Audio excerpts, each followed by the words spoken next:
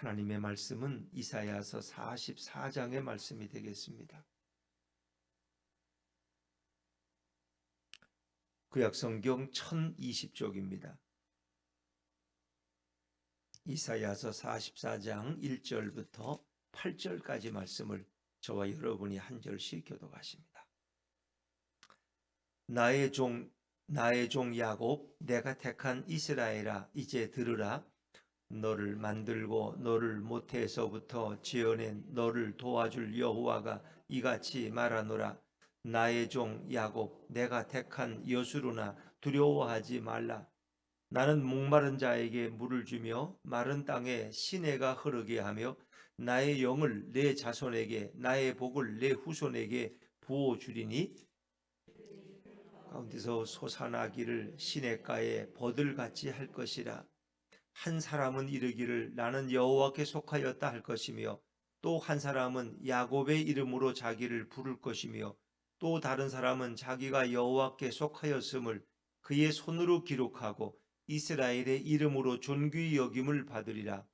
이스라엘의 왕인 여호와, 이스라엘의 구원자인 만군의 여호와가 이같이 말하노라. 나는 처음이요 나는 마지막이라. 나 외에 다른 신이 없느니라. 내가 영원한 백성을 세운 이후로 나처럼 외치며 알리며 나에게 설명할 자가 누구냐 있거든 될 일과 장차 올 일을 그들에게 알릴지어다. 너희는 두려워하지 말며 겁내지 말라. 내가 예로부터 너희에게 듣게 하지 아니하였느냐, 알리지 아니하였느냐. 너희는 나의 증인이라. 나 외에 신이 있겠느냐. 과연 반석은 없나니 다른 신이 있음을 내가 알지 못하노라. 아멘. 할렐루야. 네, 오늘도 이 새벽에 주님 앞에 나오신 여러분 위에 우리 주님의 은총과 또 축복이 함께하기를 간절히 바랍니다. 자, 이사야 44장은 앞에 43장의 말씀을 그냥 이어받고 계속되는 말씀입니다. 어제 우리가 43장 마지막 부분을 보았는데, 특별히 22절부터 28절까지 그 마지막 부분을 보면 이스라엘의 죄의 목록이 소개됩니다. 22절에 보니까 너는 나를 괴롭게 여기는 자다.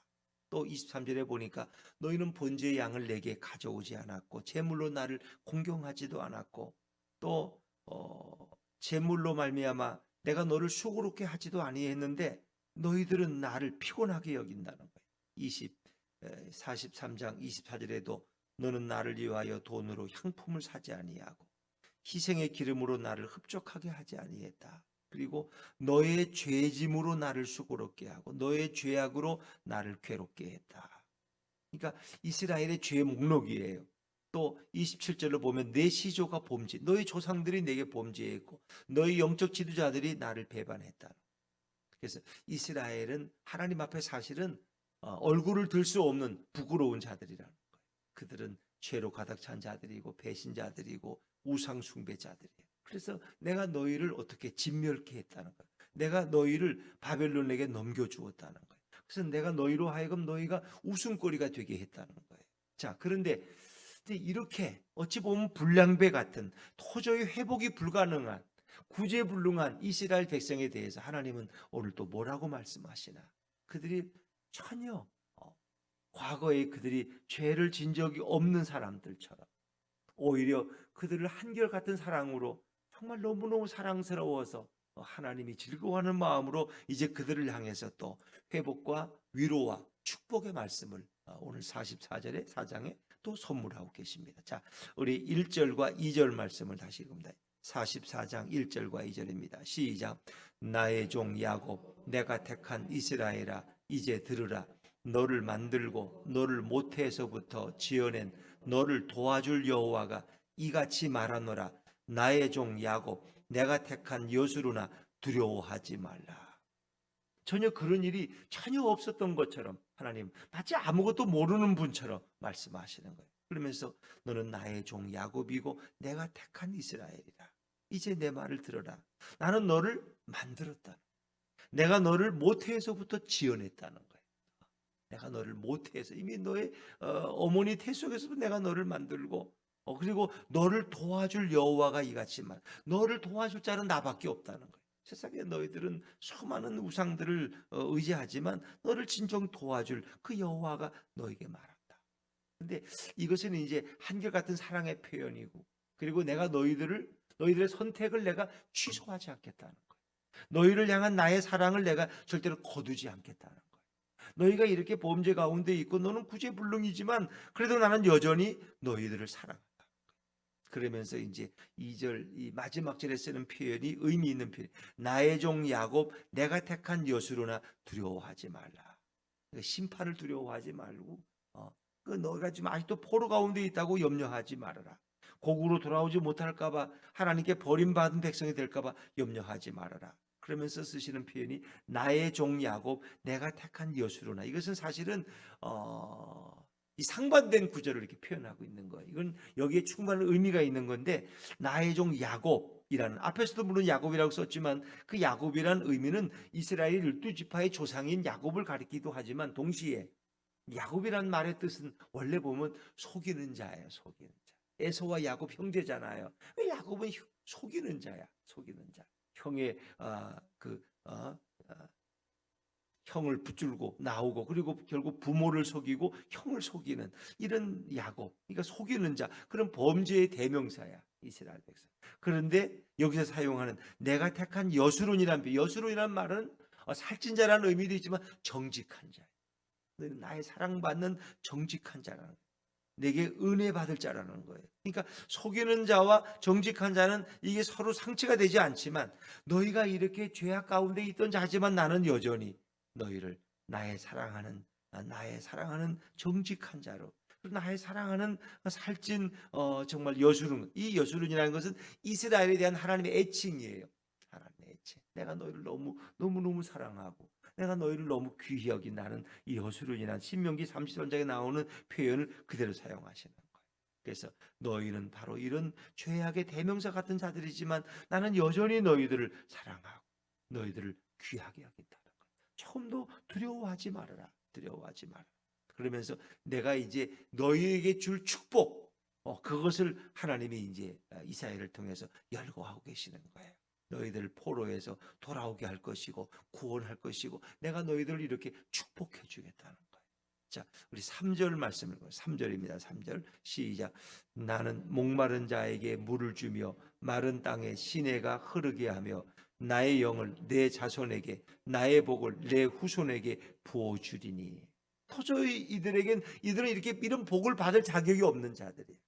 갖다 내어 던져버려야 될, 마치 집을 나갔던 탕자가 재산을 탕진하고 돌아왔는데 그에게 무슨 송아지를 잡고 무슨 반지를 끼워주고 새 신발을 신기고 아들의 새 옷을 입혀, 이건 자격이 없는 거야. 그런데 하나님은 어떻게 해요? 탕자에게 이렇게 모든 것을 새롭게 주고 살찐 소를 잡아 그를 환영하시듯이 오늘 이스라엘 백성에게 이런 축복을 주시겠다는, 목마른 자에게 물을 주며. 이 얼마나 그들의 포로 생활 70년의 삶이 얼마나 메마르고 고통스러운 삶이었어요. 근데 그에게 내가 마실 물을 주고 마른 땅에 시내가 흐르게 하며, 이것은 생수의 강이 흐른다는 거죠. 그들의 인생을 회복시켜 준다는 거예요. 그리고 가장 중요한 이 예언이 나의 영을 내 자손에게 나의 복을 내 후손에게 부어주린다. 나의 영이라는 건 성령을 부어주신다는 거예요. 성령을 부어줘서 그들의 영혼을 새롭게 하고 그들을 놀라운 축복의 후손으로 내가 사용하겠다는 거예요. 물론 이것은 그 당시에 하나님께서 그들에게 새로운 은혜를 부어주신다는 의미도 있지만 장차 오순절 성령 강림의 사건을 통해서 그들을 새롭게 변화시키신다는 거예요.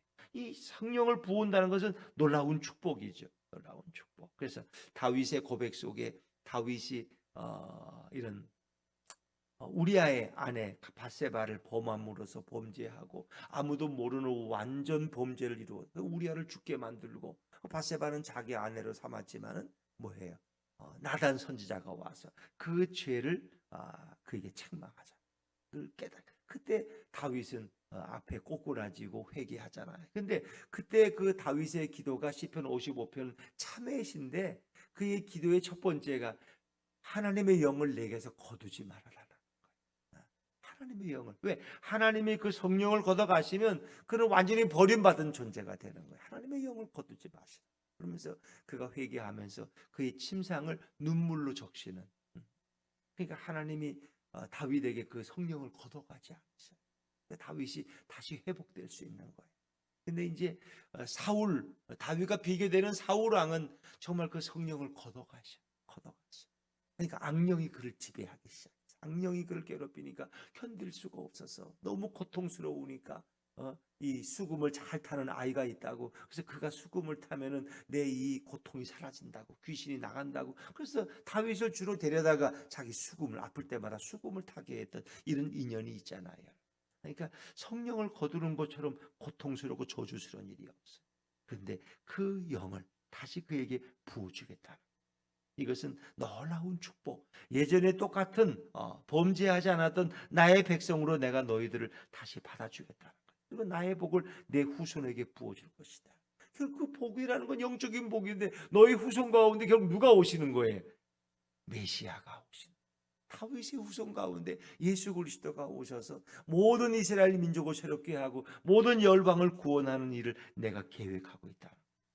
이 놀라운 축복을 하나님께서 약속한. 이들은 아직도 포로 가운데 있어요. 이런 복을 뭐 상상도 할 수 없고 그들은 지금 이런 걸 전혀 기대할 수 없는 자들인데 하나님은 그들을 새롭게 축복해 주시겠다고 약속하시는데 그것은 육적인 복과 아울러서 영적인 복까지 모든 복이 포함되는 거예요. 자, 4절 말씀으로 건너가 볼까요? 4절입니다. 시작. 그들이 풀 가운데서 솟아나기를 시냇가에 버들같이 할 것이라. 풀 가운데 그 메마른 가운데 죽어가던 시들어가던 그들이 다시 솟아나는데, 땅을 박차고 풀이 솟아나는데 시냇가에 버들같이. 버드나무 아시죠? 버들필이 불었잖아요. 근데 대개 이 버드나무는 시냇가에 있어. 시냇가에 물이 흐르는 곳에 주로 이렇게 뿌리를 받고 있기 때문에 늘 푸르는 거예요. 그러니까 시냇가에 심기어진 나무처럼 내가 너희들을 축복하겠다. 이제는 메마른 삶이 아니야. 포로로 끌려가서 정말 가슴을 죄이는 그 고통스러운 내일을 알지 못하는 절망스러운 삶이 아니라 시냇가의 포도나무처럼 번성하고 내가 그렇게 잘 되게 하겠다는 거야. 근데 이것은 육적인 복만이 아니라 영적인 복이 여기에 포함되는 거야. 내가 성령을 너에게 부어서 너희 영혼을 새롭게 하고 너희 후손 가운데 정말 놀라운 복을 베푸는 자가 이제 일어날 것이다. 자, 그런데 이제 이스라엘 민족만을 복을 받는 것이 아니라 그들을 통해서 이방 민족에게까지 그 복이 넘어가겠다. 원래 이제 이스라엘 택한 이유는 너희로 하여금 나를 찬송하게 하래요. 너는 나의 택한 증인이라 그랬어요. 증인이라는 것은 하나님의 역사를 목도하고 그것을 이방인들, 하나님을 모르는 자들에게 전하는 자가 바로 증인이야. 그들에게 하나님을 찬송하는 이런 영광스러운 모습을 보여줄 백성이 바로 이스라엘 민족인데 사실 그 일을 못했어요.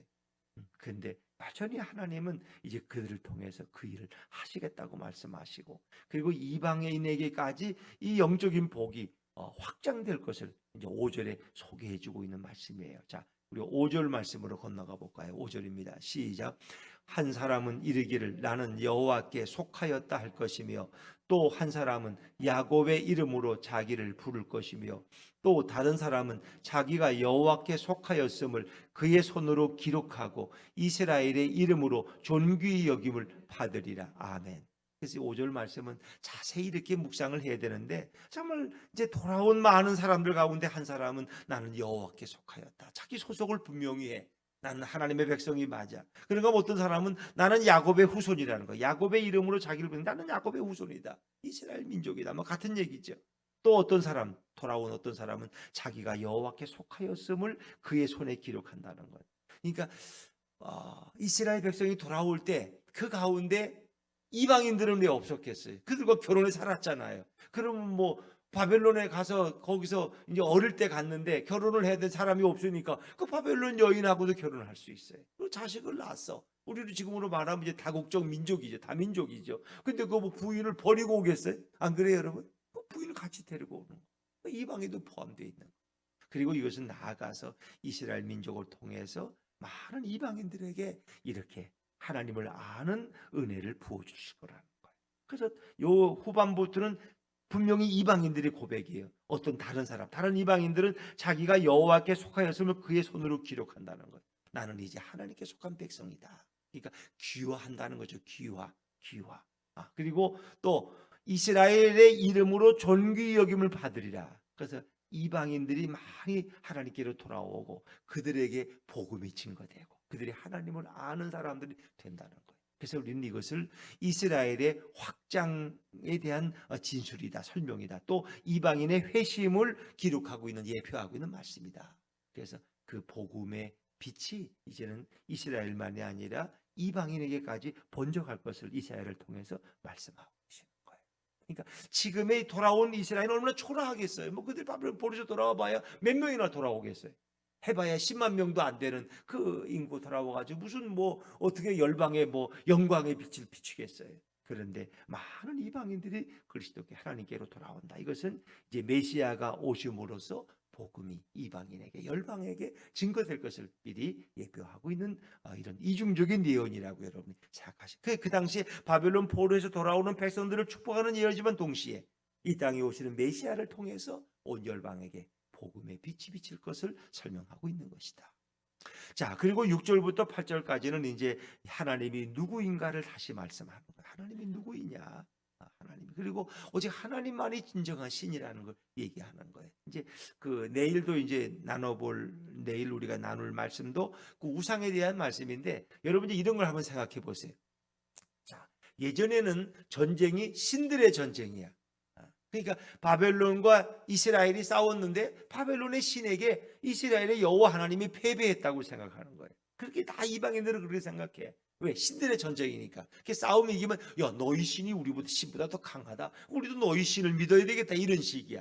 그리고 그들이 이제 포로로 70년 동안 끌려가 있을 때 바벨론 사람들은 이스라엘 사람들이 어떤 교육을 시키느냐? 너희의 여호와는 아무것도 아니야. 우리 바벨론의 신 마르독이 진짜 신이야. 너희 전쟁에 지고 이렇게 끌려왔잖아. 너 이제 여호와를 버리고 이제는 우리의 신 마르독을 섬겨야 돼. 마르독이 진짜 신이야. 그게 계속 교육받는 거예요. 그러니까 그들은 하나님에 대한 확신이 부족해요.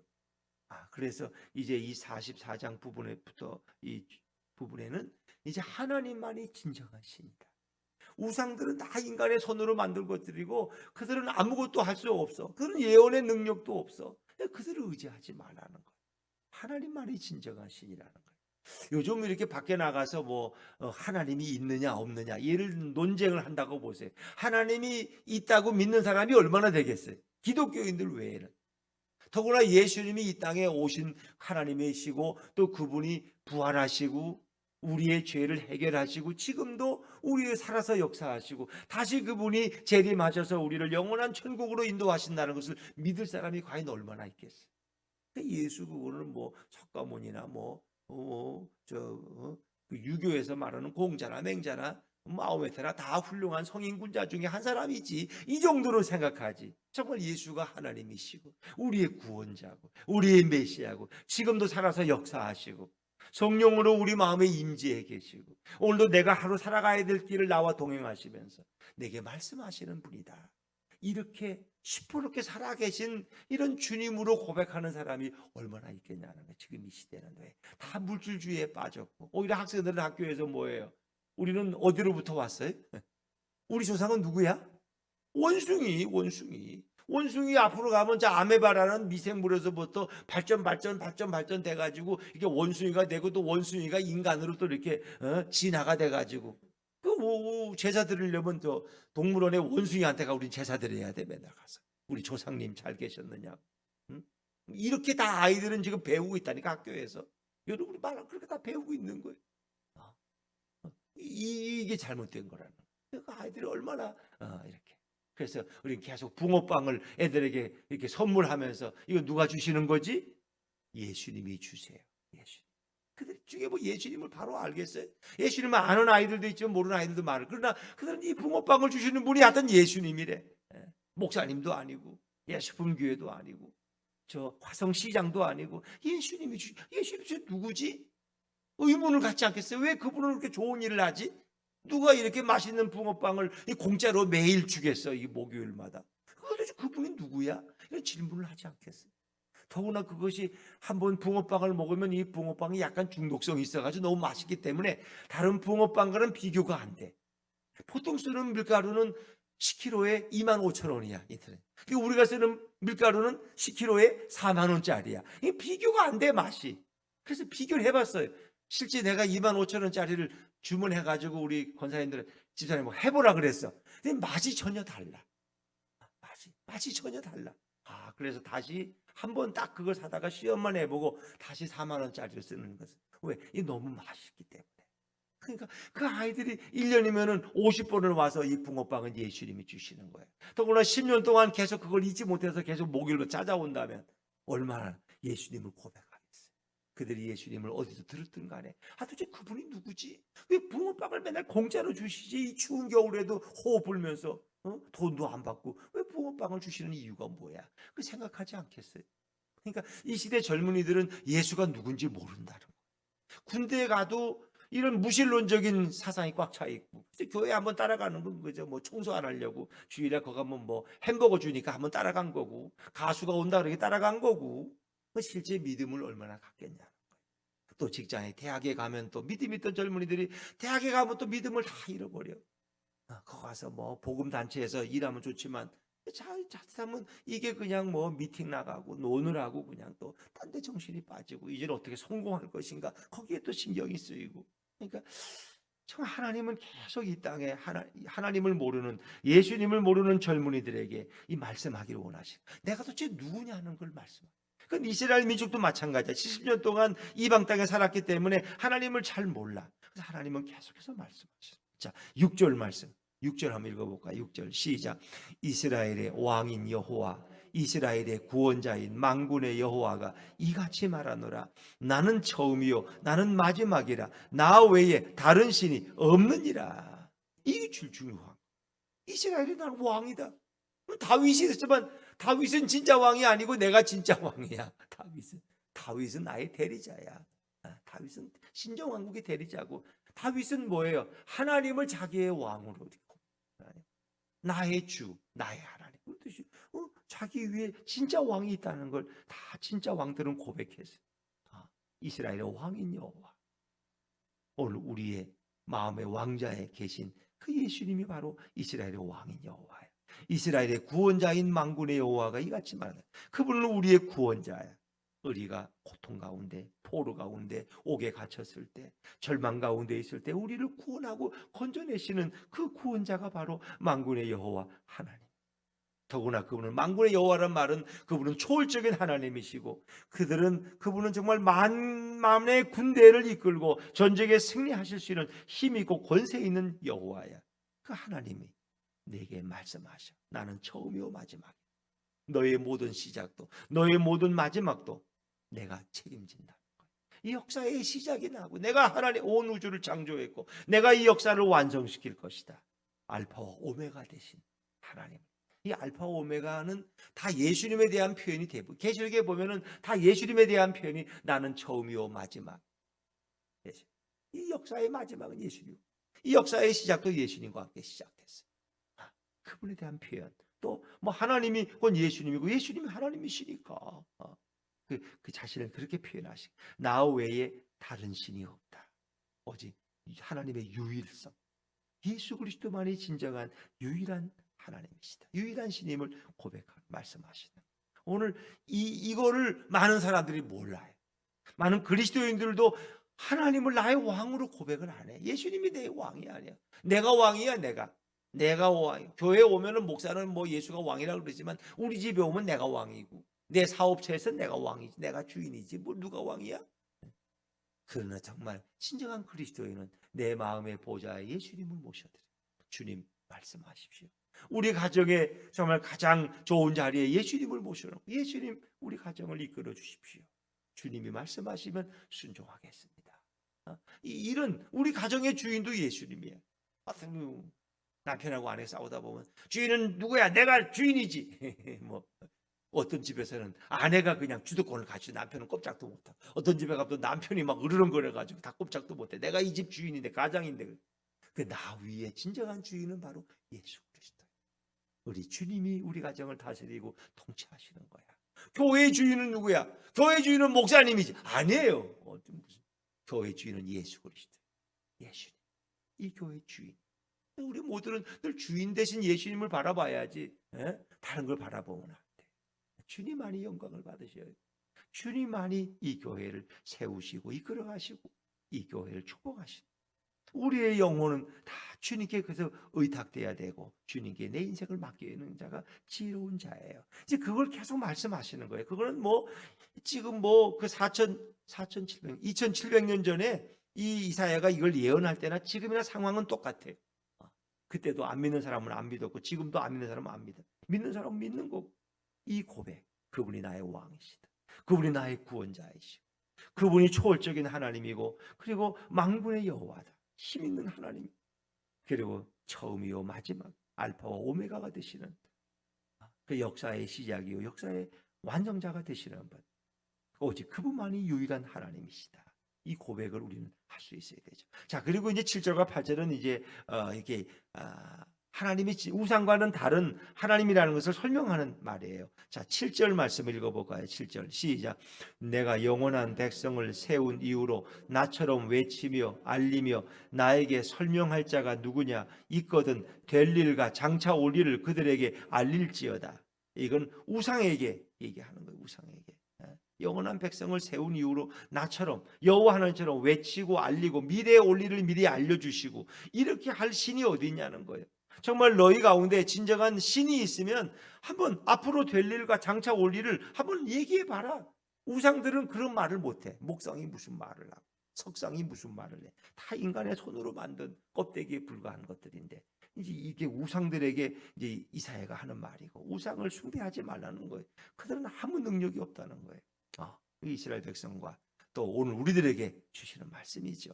그래서 너희는 두려워하지도 말고 겁내. 이것은 이제 내가 반드시 너희를 바벨론에서 돌아오게 할 것이고 너희를 구원할 것이니까 두려워하지 말고 그리고 오직 나 유일한 하나님 나만 바라보라는 거예요. 자, 8절 말씀입니다. 8절 시작. 너희는 두려워하지 말며 겁내지 말라. 내가 예로부터 너희에게 듣게 하지 아니하였느냐? 알리지 아니하였느냐? 너희는 나의 증인이라. 나 외에 신이 있겠느냐? 과연 반석은 없나니 다른 신이 있음을 내가 알지 못하노라. 하나님만이 진정한 유일한 신이라. 그렇기 때문에 너희는 나를 믿고 두려워하지도 말고 겁내지 말아라. 도대체 그리스도인들이 하나님을 믿는 백성들이 뭘 두려워하고 뭘 겁낼 게 있느냐는 거예요. 내가 알파고 내가 오메가인데 내가 시작이고 마지막이고 너의 인생을 이 땅에 보낸 사람도 나고 너의 인생을 완성시킬 사람도 난데 왜 나를 바라보지 않느냐. 겁내지 말아라. 내가 예로부터 많은 선지자들을 통해서 너에게 말하지 않았느냐. 너에게 분명히 알리지 않았느냐. 수많은 예언자들이 하나님의 말씀을 다 전했잖아요. 뭐 바빌론 포로로 뭐 그냥 왔어요. 수없이 경고했죠. 에레미야나 이사야나 이제 포로로 끌려갈 테니까 빨리 회개하고 돌아오라고. 그런데 그들은 듣지 않았잖아요. 너희는 나의 그래도 너희는 나의 증인된 백성이다. 그건 하나님이 버리지 않은 이스라엘 백성을 통해서 증인되는 이런 사명을 그들에게 주신 것은 지금도 유효하다는 거예요.